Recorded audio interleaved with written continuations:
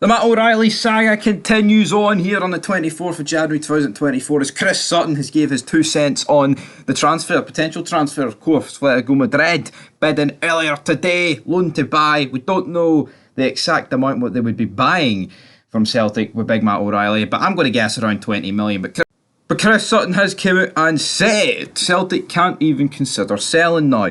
O'Reilly may end up going in the summer, as we know, the Celtic model, but there's a title to be won, and that's the priority right now. End of quote there, end of tweet for Chris Sutton, and yeah, there is a title to be won, and you take Matt O'Reilly out this Celtic team, you look at his stats for the first half of the season, you've got like 12 goals, 10 assists, it might be the other way around. I mean, that's a lot of goal contributions.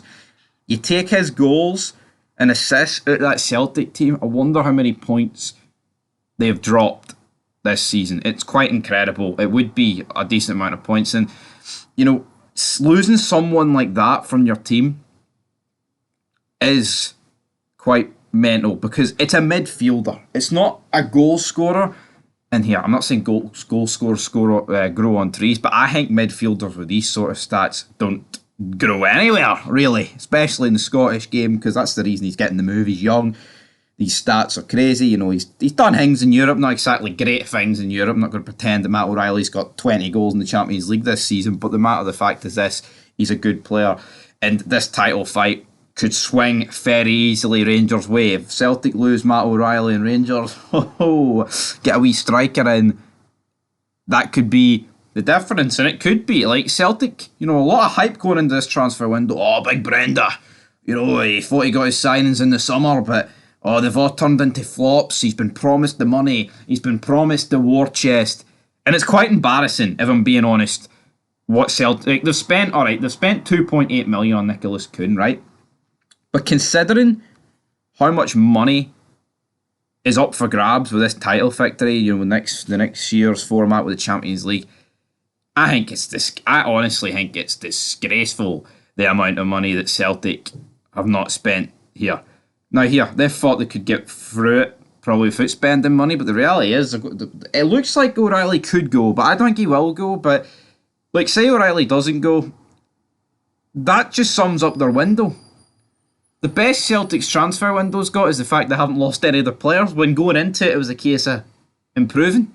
And yeah, it's Scottish football. There's no real teams in here that's going to be able to keep hold of the players. More or less every single club is a selling club. But I expect that Celtic to spend a lot of money.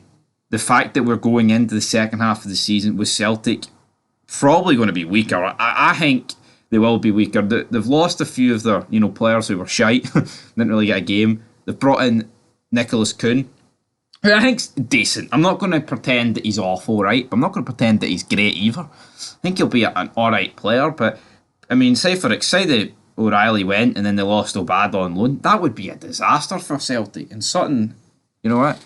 He's correct here. Not a chance. They cannot even consider selling Matt O'Reilly. The fact it's a loan and they're not getting the money up front might be the only thing that saves Celtic, but as I touched upon earlier, it doesn't automatically mean that they're going to say no to the deal. Like, I guess in another world, Celtic would be like, well, we're getting an extra 25 million in the summer, then let's agree to that. But here, we'll have to wait and see, guys. But then, if O'Reilly continues, say he doesn't go, and he continues even at like 50% of the season he's had already, is not as much. He's going to be worth more. And that's the thing. But the problem is, if he goes to Atletico, he's not really. I don't think he's going to replicate those numbers. And it's not that he doesn't have that ceiling. I just doubt he's going to get fired straight into the Atletico Madrid starting 11 to produce those numbers. But anyway, guys, that is it for this video. Be back very soon with some more content. Chris Sutton has responded. Do you agree with him? Yes or no? In the comments down below.